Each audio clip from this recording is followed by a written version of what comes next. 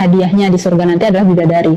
Tapi kalau perempuan tidak, perempuan di surga nanti kenikmatan tertingginya bukan laki-laki, makanya tidak ada bidadara, tidak ada perhiasan. Perempuan itu menyukai perhiasan, hal-hal yang indah, karena dia sendiri perhiasan dan dia juga menyukai perhiasan.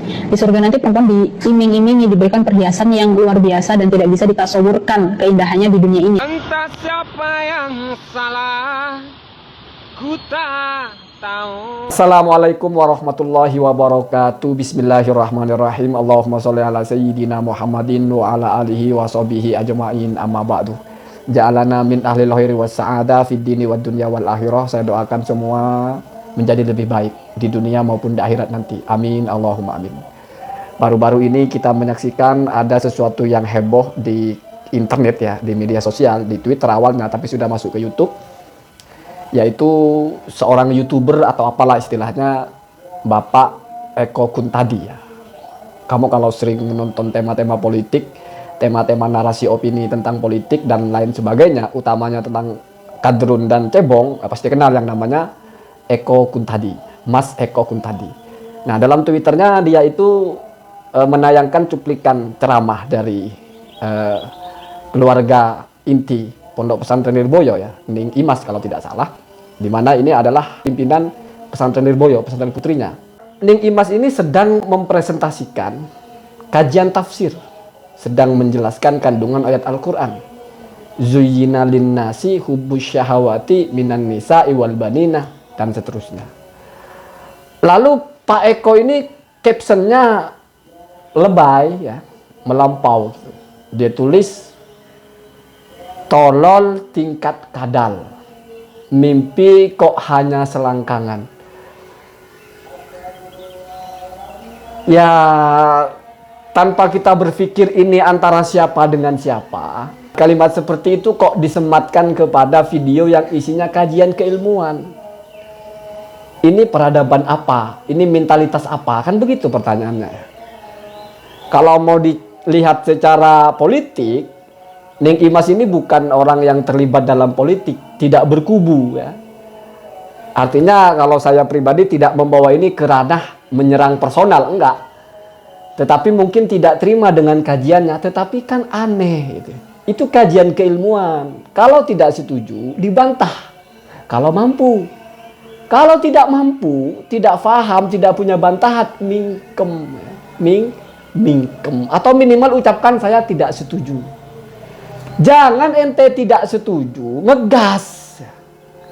Ini kan sama dengan orang naik sepeda. Nggak tahu naik sepeda caranya bagaimana, tahu-tahu ngegas seenaknya. Ya apa yang terjadi kan begitu. Itu kajian keilmuan, kajian tafsir.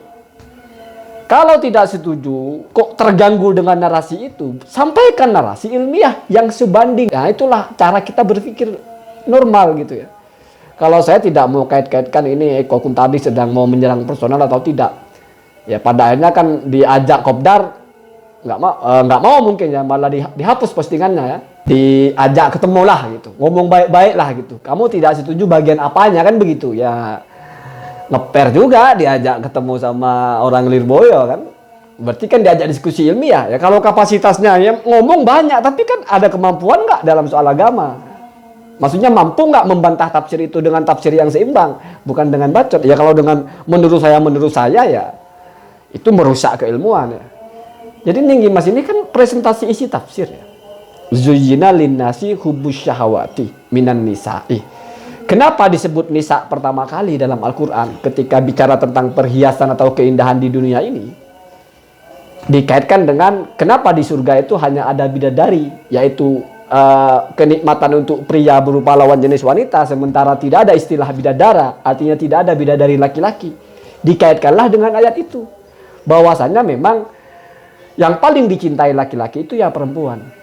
Zuyyina linnasi hubbus syahawati minan nisa disebut pertama kali. Kenapa disebut pertama kali? Dalam tafsir disebutkan ya. Makanya harus tahu dalam tafsir Al-Qurtubi, dalam tafsir Ibnu Katsir dan lain sebagainya. Kenapa bada'ah bin nisa? Kenapa disebut nisa pertama kali? Karena perempuan itu memang sesuatu yang paling menarik bagi laki-laki. Bahkan godaan laki-laki terbesar itu adalah perempuan. Disandingkanlah dengan hadis Nabi. Artinya sebuah hadis Nabi yang menjelaskan bahwa Asyaddul fitnah ala rijali itu adalah nisa. Ujian paling berat bagi laki-laki itu adalah perempuan. Itu sebagai tafsiran dari ayat tersebut. Kalau menyebut perhiasan atau keindahan berupa jenis kelamin perempuan, berarti kan laki-laki yang dimaksud. Ada perempuan mencintai perempuan yang syahwat? Kan tidak ada ya, kecuali kita tidak bicara kelainan. Ini kita bicara normal ya. Jadi memang di dunia ini kalau bagi laki-laki yang paling diinginkan itu ya perempuan. Kan begitu. Ya, kalau perkara kamu tidak terima, silahkan dibantah, tapi dengan ilmiah. Itu namanya faham, ya. Itu namanya ngerti cara berkomunikasi. Tibakuhu li muqtadul mahali atau li muqtadul makomi. Bicara itu sesuai konteksnya. Ini bicara ilmu, kamu tanggapi secara ilmiah. Begitu ya.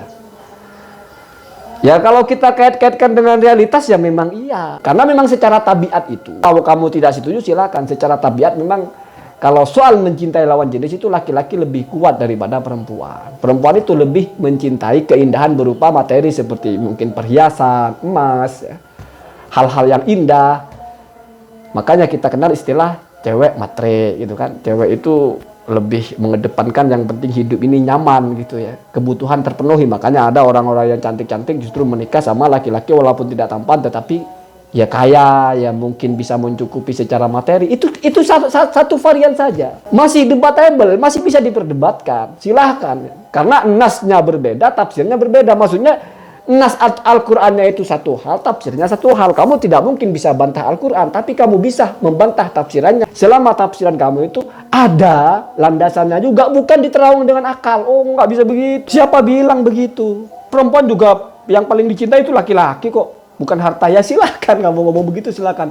Tetapi kalau mau dikaitkan sebagai bantahan kepada ayat, jangan omong kosong, harus ada tatakan ilmiahnya. Kan begitu, enak kan? Apa-apa terjadi itu kan karena kita tidak tahu. Orang ngomong ilmu dibantah pakai akal-akalan. Akal-akalannya pun akal-akalan sederhana aja.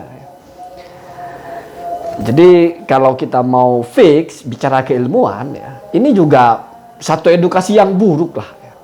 Tidak mengerti, bukan bidangnya, ngomong. Nah itu masalah. Nanggapi orang yang sudah kredibel sebagai ahli ilmu. Orang yang dari kecil memang sudah mempelajari, lalu ngomong, dibantah oleh orang yang memang mungkin tidak tahu menahu. Sudah itu membantahnya melampau, pakai narasi kasar. Itu menjadi persoalan. Ya. Persoalan yang serius kalau kita mengedepankan pentingnya etika. Ya kalau dianggap tidak penting, etika itu seenaknya ngomong.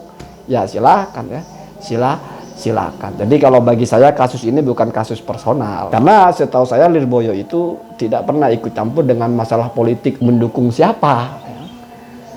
Menjadi aneh kalau mau diusik-usik ya.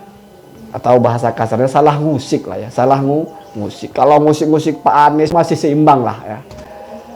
Karena sama-sama bermain di situ ya. Mungkin dianggap sebagai rival atau apalah sehingga ada serangan. Kalau orang bicara keilmuan, kamu tidak setuju, tanggapi secara keilmuan, begitu ya. Kecuali kalau memang sudah nyata-nyata, misalnya Ning Imas ini memelintir tafsir dan kamu tahu persis yang benar seperti apa, atau berbohong atas nama Al-Quran, kamu tahu persis seperti apa yang benar, bolehlah kamu sampaikan data dengan narasi yang agak tajam. Ini data nggak ada, yang ada hanya salah menurut dia, lalu captionnya tolol tingkat kadal. Waduh, itu luar biasa ya. Luar biasa. Makanya ya Lirboyo tahulah ya. Husnul adabnya mereka diakui sehingga suaminya ini Gus Rifki kalau tidak salah ya mengucapkan ini sudah selesai. Ya. Sudah minta maaf, oke selesai. Kalau dari pihak istrinya justru yang minta maaf itu jangan kepada dia karena memang bukan case personal. Tapi minta maaf secara terbuka saya keliru menanggapi kajian tentang tafsir, tapi saya tanggapi dengan celaan. Semoga ada manfaatnya. Assalamualaikum warahmatullahi wabarakatuh.